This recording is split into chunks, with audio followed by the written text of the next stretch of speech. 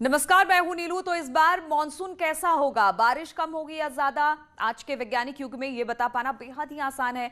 मौसम वैज्ञानिक समय रहते बता देते हैं कि आने वाले दिनों में मौसम कैसा रहने वाला है। लेकिन उत्तर प्रदेश में एक ऐसा मंदिर है जो मॉनसून बताता है, और इस मंदिर के बारे में ऐसी मान्यता है कि यहां से मॉनसून को लेकर जो भी भविष्यवाणी की जाती है वो बिल्कुल सच और सटीक होती है।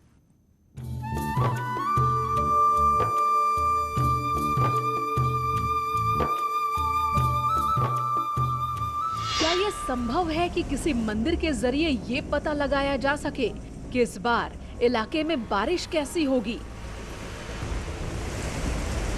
मंदिर में देवी देवताओं की मूर्तियों तक तो ठीक है, लेकिन मंदिर और मॉनसून का क्या कनेक्शन है?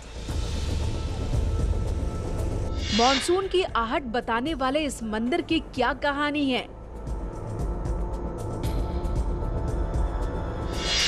मॉनसून वाला मंदिर फसाना है या हकीकत?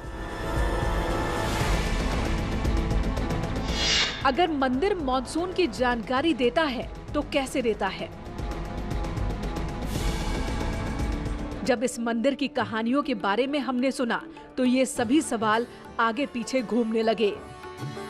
मंदिर और मॉनसून की कहानी के इस दावे को समझने के लिए हमारी टीम निकल पड़ी उत्तर प्रदेश के कानपुर। देश की राजधानी दिल्ली से लगभग 495 किलोमीटर पूर्व और यूपी की राजधानी लखनऊ से लगभग 95 किलोमीटर दक्षिण की ओर स्थित है कानपुर नगर। हमारी मंजिल थी कानपुर का बेहटा बुजुर्ग गांव। इसी गांव में स्थित है 4200 साल पुराना जगन्नाथ मंदिर, जिसके बारे में दावा किया जाता है कि ये मंदिर मॉनसून का पूर्वानुमान बताता है। बेहटा बुजुर्ग गांव कानपुर शहर से 50 किलोमीटर दूर है। शहर से कुछ देर की ड्राइविंग के बाद हमारी टीम पहुंच गई उस मंदिर के पास, जिसकी अद्भुत कहानी का सच जानने के लिए हम यहां आए थे। वैज्ञानिक युग में मौसम की सटीक भविष्यवाणी करना बेहद आसान है। कब तूफान आएगा, कब बारिश होगी, यह वैज्ञानिक आसानी से बता सकते हैं। लेकिन सदियों पहले यह इतना आसान नहीं था। लेकिन कानपुर में एक ऐसा मंदिर है जो सदियों से मानसून आने की और बारिश की सटीक भविष्यवाणी करता आया है। आइए आज आपको इस मंदिर में लेकर चलते हैं। भगवान जगन्नाथ के इस मंदिर को मानसून मंदिर के नाम से भी जाना जाता है। मंदिर के मेन गेट के बिल्कुल बगल में एक पुरातत्व विभाग का बोर्ड लगा हुआ है, जो इस बात के लिए आगाह करता है कि मंदिर कितना पुराना और कितना महत्वपूर्ण है। मंदिर के चारों ओर बाउंड्री वॉल है जो इसकी सुरक्षा व्यवस्था को सुनिश्चित करती है। मंदिर में प्रवेश करने के लिए एक गेट है। उसी गेट से श्याम तिवारी इस ऐतिहासिक मंदिर में प्रवेश करते हैं। इस मंदिर की बनावट आधुनिक मंदिरों से बिल्कुल अलग है। देखने में ऐसा लगता है कि पूरा मंदिर ही गुंबज है। मंदिर में घुसते ही हमारी मुलाकात यहाँ के पुजारी केपी शुक्ला से हुई। केपी शुक्ला इस मंदिर में पिछले 50 साल से पूजा करते हैं। इनसे पहले इनके पिताजी मंदिर के पुजारी थे। पुजारी केपी शुक्ला ने बताया कि मंदिर जिस हालत में इस वक्त दिख रहा है, ये इसका मूल रूप नहीं है। मंदिर बहुत युगों पुराना मंदिर है। इस मंदिर का जो ये मूल स्वरूप नहीं है। इस मंदिर का कई बार जीर्णोद्धार हो चुका है। जैसे जैसे राजा आते गए, समय पे अपना इसमें कुछ पुनरुत्थान जोड़ते गए। मंदिर का जो अंतिम जीर्णोद्धार है, क्योंकि बाहर से मंदिर की जो शैली देखेंगे वो बौद्ध मठ पिरामिड टाइप है। इससे मालूम होता है कि जिस समय मंदिर का अंतिम जीर्णोद्धार हुआ होगा, उस समय यह तो बौद्ध सभ्यता ज़्यादा प्रचार प्रसार में होगी या किसी बौद्ध धर्मी राजा ने इसका जीर्णोद्धार कराया होगा।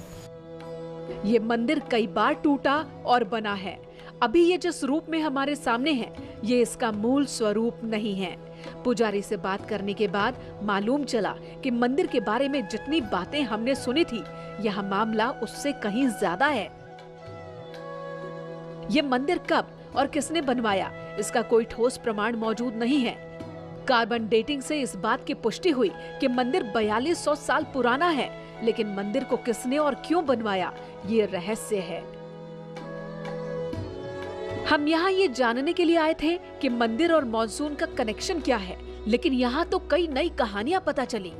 मंदिर के बाकी विशेषताओं के बारे में भी हम जानना चाहते थे, लेकिन सबसे पहले हमने पुजारी से ये जानना चाहा कि मंदिर और मानसून का क्या कनेक्शन है।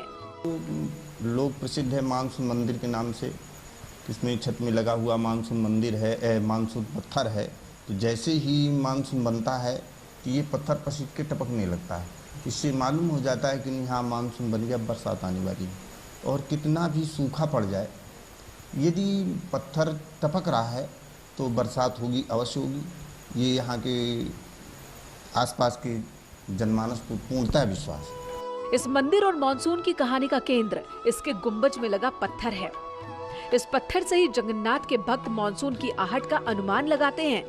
भगवान जगन्नाथ जी के इस मंदिर की सबसे बड़ी खासियत यह है कि ये मानसून की सटीक भविष्यवाणी करता है। और ये भविष्यवाणी करता है मंदिर के ऊपर लगा हुआ एक पत्थर। दिखाना चाहेंगे उस पत्थर को। आप देख सकते हैं कि ऊपर ये पत्थर लगा हुआ है। इस पत्थर से ही ये पता चलता है कि इस साल किस तरीके का मानसून रहने वाला है, कब मानसून आएगा और कितनी बारिश होगी। इस पत्थर के जब चारों तरफ बूंदें आती हैं तब ये मानसून आने का संकेत होता है। और बूंदें किस आकार की हैं, कितनी छोटी हैं, कितनी बड़ी हैं और कितने एरिया में फैली हुई हैं, इससे ये पता चलता है कि इस साल किस तरीके की बारिश होने वाली है। ऐसी मान्यता है कि मॉनसून के करीब एक हफ्ते पहले इस पत्थर से पानी की बूंदें टपकने लगती हैं। पत्थरों में पानी कहां से आता है, ये अपने आप में रहस्य है। मंदिर के पुजारी कहते हैं कि ये प्राकृतिक है। पुजारी की माने तो IIT कानपुर के रिसर्चर भी कई बार मंदिर में आ चुके हैं, लेकिन आज तक ये पता नहीं चल पाया कि पानी कहां से आता है। जो है काफ़ी वैज्ञानिक लोग और भी आते हैं IIT से, और देश के कोने कोने से भी लोग आते हैं। लेकिन पत्थर विभिन्न तरीके के होते हैं। कुछ पत्थर ऐसे होते हैं कि जैसे पानी में तैरते हैं, कुछ पानी में डूब जाते हैं। उसी प्रकार से पत्थर की क्वालिटी है अलग, कि जो जैसे ही मानसून बनता है वैसे ही पत्थर पसीज कर टपकने लगता है। इस मंदिर की एक खासियत ये भी है कि बारिश शुरू हो जाने के बाद मंदिर की छत से पानी टपकना बंद हो जाता है। पूरे बरसात के सीजन में पानी की एक बूंद भी मंदिर के गर्भगृह में नहीं गिरती। मानसून पहले कोई वैज्ञानिक नहीं थे कि पेपर और पत्रिका से देखे कब पानी बरसेगा, क्या होगा। जब से ये मंदिर है तब से इससे क्षेत्रवासी या गांववासी इसी पे आस्था रखते हैं। पूछते रहते हैं कि भैया बारिश पानी टपका कि नहीं, मंदिर से टपका। और इसमें विशेषता 8 दिन पहले संकेत देता है कितनी बारिश होनी है। अगर इसमें सीलन आ जाए तो बूंदाबांदी, और अगर इसमें बूंद बन जाए तो गली पनारा, और अगर बड़ी बारिश होनी होगी तो 8-10 दिन बराबर टपकेगा। और एक बड़ी भारी विशेषता यह है कि जब बारिश होगी इसके ऊपर, मंदिर के ऊपर बूंदें पड़ेंगी, तब ये मंदिर का ऊपर का जहाँ से टपकना शुरू होता है पत्थर से, वो बंद हो जाता है। और फिर अब बारिश भर फिर नहीं टपकेगा ये बारिश, बताएगा नहीं। ये अभी तक रहस्य है कि मंदिर की छत से पानी क्यों टपकता है। मंदिर के इस पत्थर और पानी का क्या कनेक्शन है, ये समझने के लिए हमने Chandrashekhar Azad agriculture and technical university के professor doctor SN Sunil Pandey से बात की। डॉक्टर पांडे कहते हैं कि उनकी टीम भी कई बार जगन्नाथ मंदिर गई है, उस पत्थर से टपकते पानी को भी देखा है, लेकिन पानी कहां से और कैसे आता है इसके बारे में अभी तक किसी ठोस नतीजे पर नहीं पहुंच पाए। चंद्रशेखर आजाद कृषि विश्वविद्यालय की टीम भी वहाँ पे गई थी और उन्होंने वहाँ पे देखा, वहाँ की पुजारी से बात करी, लेकिन आखिरी तक विश्वविद्यालय के वैज्ञानिक और सारे लोग इस बात पे कोई उसके रहस्य को नहीं समझ पाए कि उसमें अंदर पानी की बूंदें कैसे आ जाती हैं, इसका क्या कारण है। कोई वो पत्थर इस तरह का है या फिर मॉइस्चर की वजह से होता है, लेकिन ये निश्चित है कि जब मानसून आने को होता है तो उस मंदिर में अंदर मानसून आने के पहले थोड़ी सी बूंदें, पानी की बूंदें आ जाती हैं। हालांकि हमारी टीम जब इस मंदिर में पहुंची तो वहां हमें किसी तरह की बूंदें तो नहीं दिखी, लेकिन प्रोफेसर और पुजारी की बातों से लगता है कि इसमें सच्चाई है। मंदिर के केयरटेकर बताते हैं कि पानी की बूंदों के आधार पर इस इलाके के लोग अनुमान लगा लेते हैं कि बारिश कैसी होगी। बात सिर्फ बारिश के अनुमान तक सीमित नहीं है, मान्यता ये भी है कि इस पूरे इलाके में आकाशीय बिजली नहीं गिरती। बेहटा बुजुर्ग में स्थित भगवान जगन्नाथ के इस मंदिर को मानसून मंदिर के नाम से भी जाना जाता है।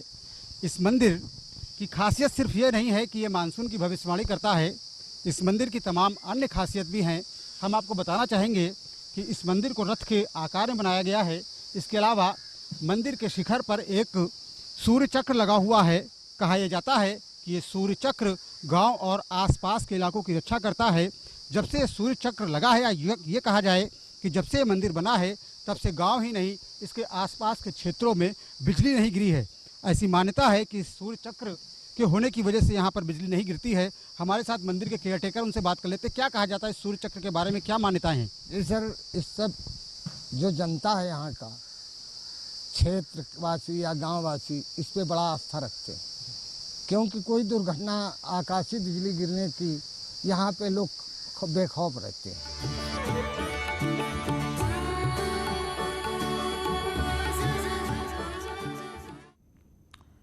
और बेटा बुजुर्ग के लोग मंदिर के केयरटेकर और पुजारी से पूछते रहते हैं कि पानी टपका कि नहीं, क्योंकि उन्हें पूरा यकीन है कि मंदिर में पानी टपकने का मतलब कि बारिश जरूर होगी। हालांकि इस बात का कोई पुख्ता सबूत अब तक नहीं मिला।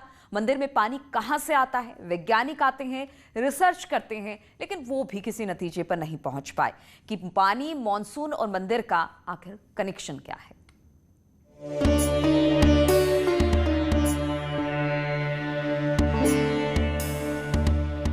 जगन्नाथ के इस मंदिर को मॉनसून मंदिर कहने के पीछे वजह यही है कि लोग इस मंदिर में टपकने वाली पानी से अनुमान लगा लेते हैं कि बारिश होगी या नहीं। इस मंदिर को किसने, कब और क्यों बनवाया, इसका कोई ठोस प्रमाण मौजूद नहीं है। वैसे तो जगन्नाथ जी का मंदिर ओडिशा में है, लेकिन इस मंदिर को भी जगन्नाथ मंदिर कहा जाता है। हमने इस बारे में मंदिर के पुजारी से पूछा कि आखिर इस मंदिर को जगन्नाथ मंदिर कहने के पीछे की वजह क्या है। ये अलग तरीके का मंदिर है। इसमें जो भगवान शिव अर्घ्य पे जो है विष्णु मूर्ति स्थापित है, तो ये मानना है कि ये जगन्नाथपुरी बहुत प्राचीनतम है। जो ऋग्वेदों में जगन्नाथ की स्तुतियाँ हैं वो जगन्नाथ है। जब भाई तीनों पद भगवान विष्णु को प्राप्त हुई तब वो जगत के नाथ जगन्नाथ हुए। सामने ऊपर बनी हुई ब्रह्मा जी की मूर्ति, ये जो जगन्नाथ जी विष्णु का स्वरूप, और नीचे शिव अर्घा जो महेश, अच्छा नहीं, ब्रह्मा विष्णु महेश, जब ये तीनों पद विष्णु को प्राप्त हुए तभी जगत के नाथ जगन्नाथ। ऐसी मान्यता है कि जब श्री नारायण ने ब्रह्मा, विष्णु और महेश गुणों को एक साथ धारण किया तो वो जगन्नाथ कहलाए। इस मंदिर में भी ब्रह्मा, विष्णु और महेश की मूर्ति है और सबसे बड़ी मूर्ति विष्णु के जगन्नाथ स्वरूप की है। भगवान जगन्नाथ का यह मंदिर अपने आप में बेहद खास है। भगवान जगन्नाथ तब जगन्नाथ कहलाए जब विष्णु जी को सृजनकर्ता, पालनकर्ता और संहारक तीनों के पद मिले, और इस मंदिर में इसे खास तौर पर दिखाया गया है। इस प्रतिमा में आप देख सकते हैं कि सबसे ऊपर ब्रह्मा जी को स्थापित किया गया है, बीच में विष्णु जी को, जिनको कि जगन्नाथ जी भी कहा जाता है, और ये जो प्रतिमा है पूरी वो एक शिवलिंग पर स्थापित की गई है। यानी कि इस एक प्रतिमा में ऊपर ब्रह्मा जी, बीच में विष्णु जी और नीचे शिव जी को स्थान दिया गया है। और ये जो पूरा शिलापट है जिस पे प्रतिमा स्थापित की गई है उसमें भगवान के तमाम स्वरूपों को दिखाया गया है। भगवान विष्णु के जो 24 स्वरूप हैं वो इस पे प्रदर्शित किए गए हैं। इस मंदिर के प्रति भक्तों की गहरी आस्था है। बेटा बुजुर्ग गांव के आसपास के लोग यहां हर रोज पूजा पाठ करने के लिए आते हैं और श्री जगन्नाथ से मनचाही मुराद पाते हैं। इस मंदिर का आकार और बनावट मूल रूप में क्या थी, इसके बारे में कोई ठोस प्रमाण नहीं है। मंदिर के पुजारी कहते हैं कि जब इसे बनाया गया होगा तो उस वक्त मंदिर में कोई मूर्ति नहीं रही होगी। पुजारी के.पी. शुक्ला इस मंदिर को सिंधु सभ्यता के दौर का मानते हैं। जिसे सिंधु घाटी सभ्यता में लोग कहते थे कि सिंधु घाटी सभ्यता काल के लोग प्रतीक चिन्हों की पूजा करते थे। तो जो बना हुआ प्रतीक चिन्ह जो पूजा स्थल पे फ्रंट पे बना हुआ है, इससे साबित होता है कि ये जो स्थान है बहुत युगों पुराना है और इस मंदिर का कई बार और भी प्रतीक चिन्ह मिलते हैं, जिससे उनमें मालूम होता है कि जो अलग अलग राजाओं के जो है प्रतीक चिन्ह महसूस होते हैं। इससे मालूम होता है इसके मंदिर का जो है कई बार जीर्णोद्धार हुआ, जैसे जैसे राजा आते गए वो अपना उत्थान जोड़ते गए। मंदिर के अंदर कई तरह के प्रतीक चिन्ह भी दिखते हैं जो पुजारी की बात की पुष्टि करते हैं। ये मंदिर हमेशा से ऐसा नहीं रहा होगा, ये बात लगभग सही मालूम पड़ती है। समय समय पर जब राजाओं ने इसका जीर्णोद्धार करवाया तो वो अपने धर्म और मान्यता के हिसाब से मंदिर को ढालते चले गए। हजारों साल बाद अब कानपुर का ये जगन्नाथ मंदिर मॉनसून मंदिर के नाम से विख्यात है। श्याम तिवारी, न्यूज़ 18, बेहटा बुजुर्गांव, कानपुर। और रुकते हैं यहाँ पर छोटे से ब्रेक के लिए।